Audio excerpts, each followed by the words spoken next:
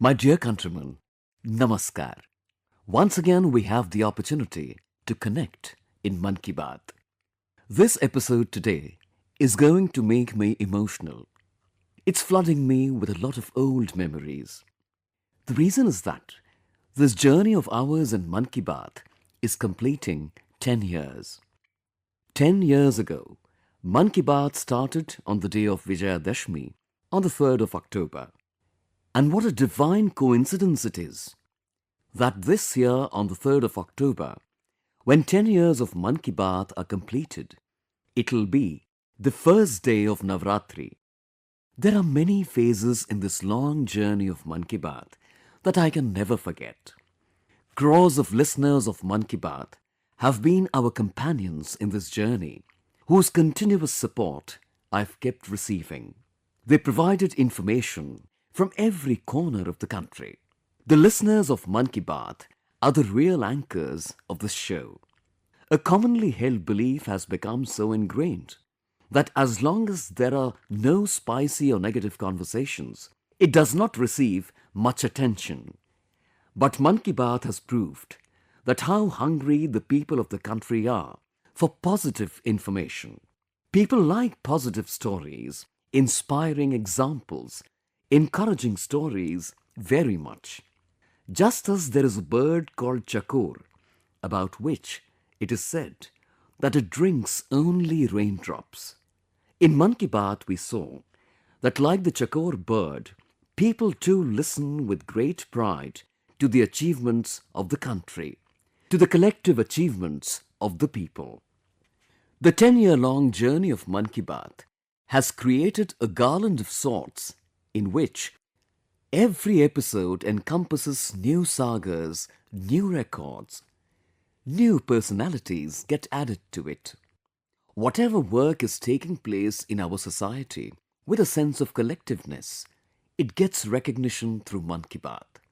My heart also swells with pride when I read the letters that come from Mann Ki Baat. There are so many talented people in our country. How much passion they have to serve the country and society. They dedicate their entire life to serving people selflessly. Knowing about them fills me up with energy. This whole process of Mann Ki Baat for me is like going to the temple to have a darshan of the Almighty. When I remember each and everything, each and every incident, each and every letter connected with Mann Ki Baat, I feel as if I am having a darshan of the Janata Janardan, the people who are like the Almighty to me. Friends, today I'll appreciate all people associated with Doordarshan, Prasar Bharati and All India Radio. On account of their tireless efforts, Mann Ki Baat has reached this important milestone. I'm also thankful to various TV channels, regional TV channels, who have consistently broadcast it. Many media houses also ran campaigns on the issues that we raised through Mann Ki Baat. I also thank the print media for taking it to every home. I would also like to thank those YouTubers who did many programs on Mann Ki Baat. This program can be heard in the country's 22 languages, besides 12 foreign languages as well. I love it when people say that they listen to the Mann Ki Baat program in their local language. Many of you might know that a quiz competition based on the Mann Ki Baat program is also going on, in which any person can take part by visiting mygov.in and win prizes too. Today, at this important juncture, I once again seek your blessings with a pure heart and complete dedication. May I continue singing songs of the greatness of the people of India. May we all continue to celebrate the collective power of the nation in this way. This is my prayer to God. This is my prayer to the people. My dear countrymen, for the last few weeks, it has been raining heavily in different parts of the country. This rainy season reminds us how important water conservation is, how important it is to save water. Water saved during rainy days helps a lot during water scarcity months. And that's the spirit of campaigns like Catch the Rain. I'm happy that many people are taking new initiatives to conserve water. One such effort has been witnessed in Jhansi, Uttar Pradesh. You know that Jhansi is in Bundelkhand, whose identity is linked with water scarcity. Here in Jhansi, some women have given a new lease of life to the Gurari river. These women are associated with a self-help group and they've led this campaign by becoming Jal Saheli.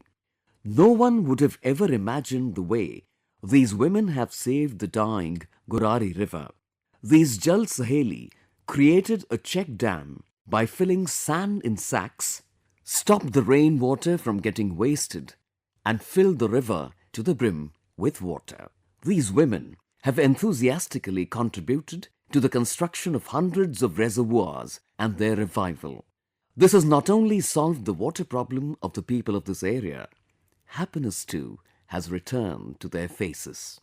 Friends, at some places, woman power enhances water power, whereas at other places, water power also strengthens woman power. I've come to know about two very inspiring efforts from Madhya Pradesh. Here in Raipura village of Dindori, construction of a large pond has raised the groundwater level considerably. The women of this village benefited from this. Here the women associated with Sharda Ajivika self-help group have also entered into a new occupation of fish farming. These women have also started a fish parlour where their income is also enhancing through the sale of the fish. The efforts of women in Chhatarpur, Madhya Pradesh are also commendable. When the big pond of Khomp village started drying up, the women took the initiative to rejuvenate it. The women of Hari Bagya self-help group removed a large amount of silt from the pond. They used the silt removed from the pond on barren land to set up a fruit forest. Due to the hard work of these women, not only has the pond been filled with water, but the crop yield has also increased substantially. Such efforts of water conservation being done in every nook and corner of the country will prove very helpful in dealing with the water crisis. I fully trust that you too will definitely join such efforts happening around you. My dear countrymen, there is a border village Jhala in Uttarkashi of Uttarakhand. The youth here have started a special initiative to keep their village clean. They are running a campaign Dhanyavad Prakriti or Thank You Nature in their village. As part of this, the village is cleaned for 2 hours every day. The garbage scattered in the streets of the village is collected and dumped at a designated place outside the village. Due to this, Jhala village is also turning clean and people are becoming aware as well. Just imagine if every village, every street, every locality in your area starts a similar thank you campaign, how much change can come about. Friends, a cleanliness drive is being promoted aggressively on the beach of Puducherry too.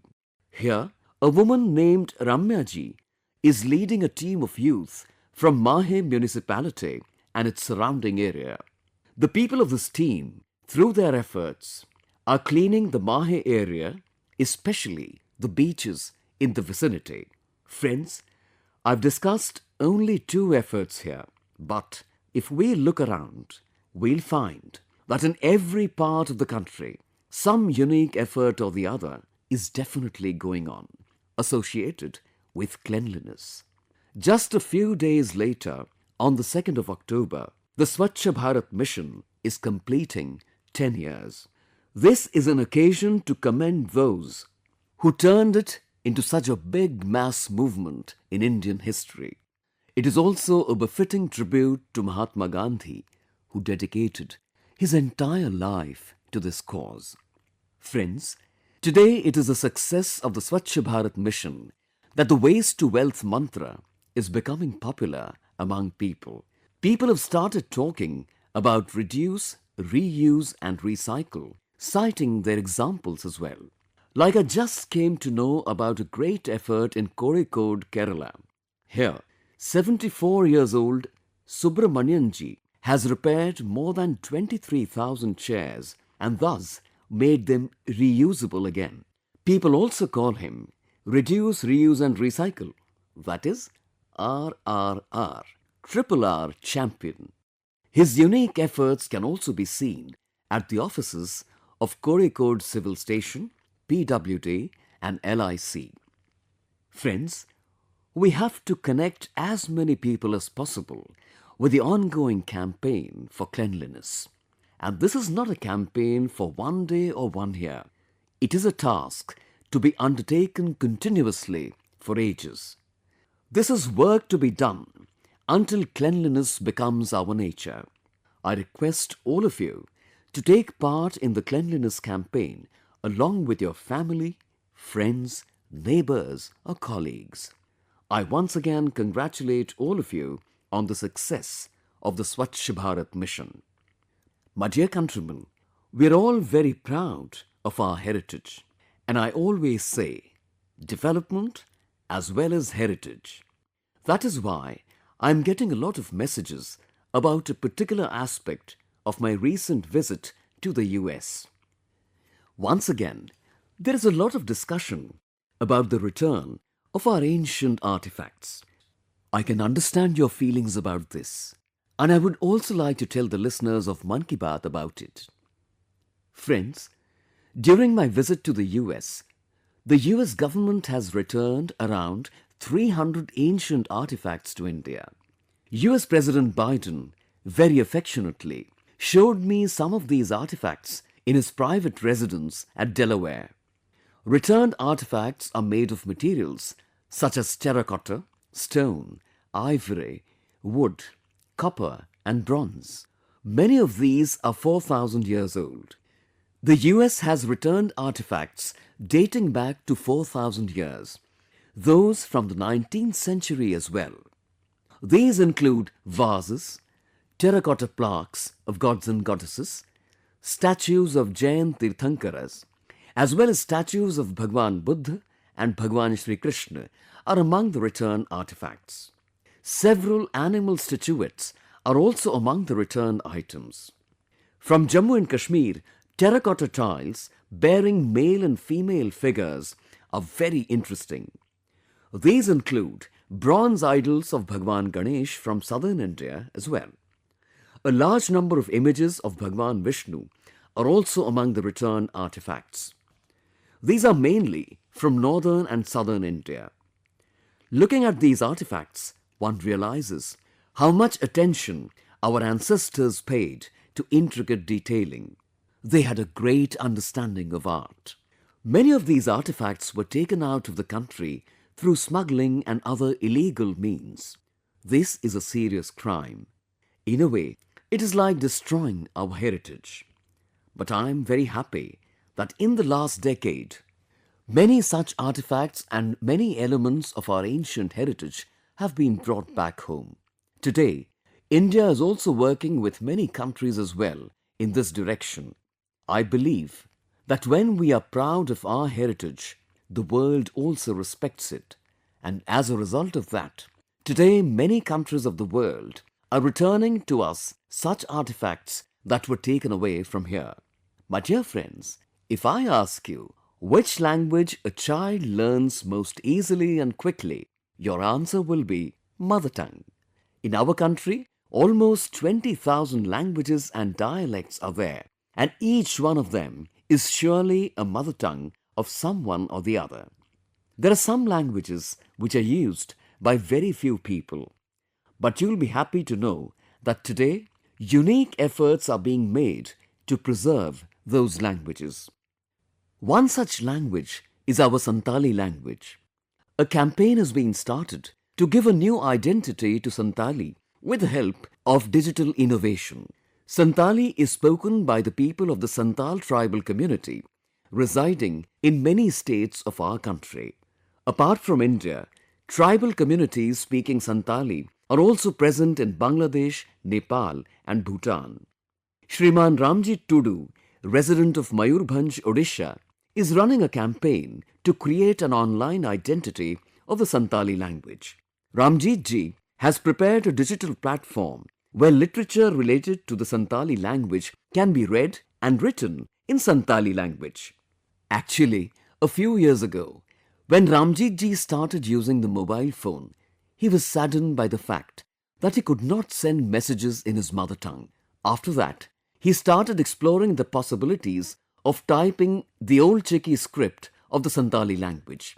With the help of some of his friends, he developed the technique of typing in Old Chiki. Today, due to his efforts, articles written in Santali language are reaching millions of people. Friends, when there's a confluence of our strong resolve and collective participation, it leads to amazing results for the entire society. Its most recent example is Ek Ped Maa Ke Naam. This was an amazing campaign. Such an example of public participation is truly inspiring. People in every nook and corner of the country have done wonders in this campaign, which was started for conservation of the environment. Uttar Pradesh, Gujarat, Madhya Pradesh, Rajasthan and Telangana have created a new record by planting more saplings than the set target. Under this campaign, more than 26 crore saplings have been planted in Uttar Pradesh. The people of Gujarat planted more than 15 crore saplings. More than 6 crore saplings were planted in Rajasthan in the month of August alone. Thousands of schools in the country are also participating in this campaign with great enthusiasm. Friends, many examples related to tree planting campaigns keep coming to the fore in our country. One such example is that of K.N. Rajashekharji of Telangana. His commitment to planting trees amazes us all. About 4 years ago, he started a tree planting campaign. He decided that he would certainly plant a tree every day. He followed this campaign like a strict vow. He has planted more than 1,500 saplings. The most remarkable point is that even after becoming a victim of a mishap this year, he did not waver from his resolve. I heartily appreciate all such efforts. I also request you to join this sacred campaign, Ek Ped Maa Ke Naam. My dear friends, you must have seen, there are some people around us who do not lose patience in any adversity. Rather, they learn from it. Subhashri, one such lady, with her efforts, has created a wonderful garden of rare and very useful herbs. She is a resident of Madurai in Tamil Nadu. Though she is a teacher by profession, she also has great affinity towards medicinal herbs. This affection of hers started in the 80s when her father was bitten by a poisonous snake. At that time, traditional herbs helped her father recover to quite an extent. After this incident, she started exploring traditional medicines and herbs. Today, she has a unique herbal garden in Verichiyur village of Madurai, in which there are more than 500 rare medicinal plants. She has worked very hard to prepare this garden. In search of every plant, she travelled far and wide, gathered information, and many a time asked for help from other people. During COVID, she made available to the people immunity-boosting herbs. Today, people come from far and wide to see her herbal garden. She imparts information about herbal plants and their uses to everyone. Subhashri is carrying forward our traditional heritage, which has been a part of our culture for hundreds of years. Her herbal garden connects our past to the future. Our best wishes to her. Friends, in these changing times, the nature of jobs is changing and new sectors are emerging, such as gaming, animation, reel making, film making or poster making. If you can perform well in any of these skills, your talent can get a very big platform. If you are part of a band or working for a community radio, then also there is a huge opportunity for you. In order to promote your talent and creativity, the Ministry of Information and Broadcasting, Government of India, has started 25 challenges under the theme Create in India. You will surely find these challenges interesting. Some challenges focus on music, education, and even on anti-piracy. There are many professional organizations associated with this objective and are providing full support to these challenges.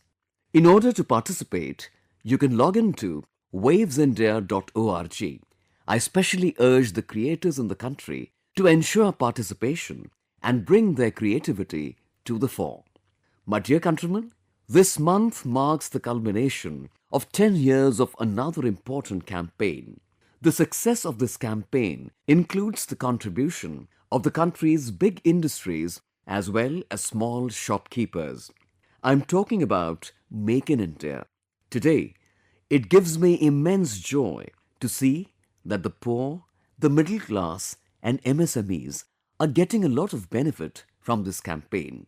This campaign has provided an opportunity to people of every class to showcase their talent.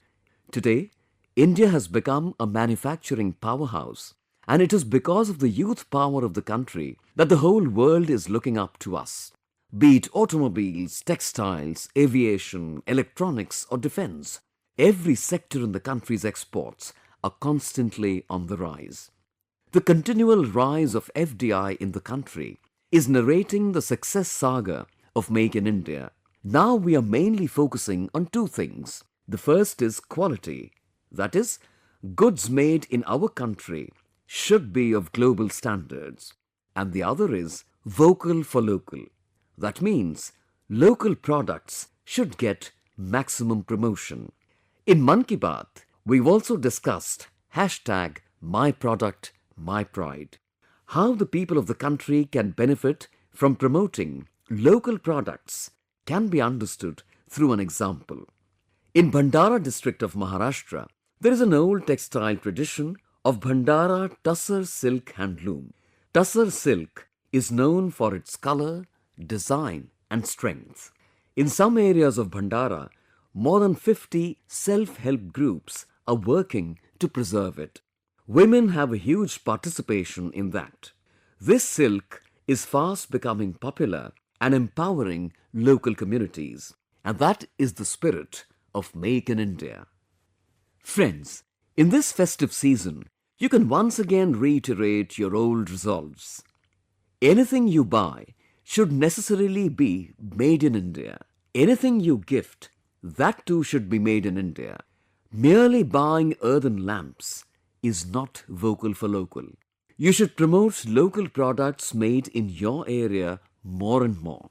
Any such product that has been made with the sweat of an Indian artisan, that is made on Indian soil, is our pride. We always have to lend glory to this pride. Friends, in this episode of Mann Ki Baat, I really enjoyed connecting with you. Please send us your thoughts and suggestions related to this program. I'm waiting for your letters and messages. Just a few days later, the festival season is about to begin.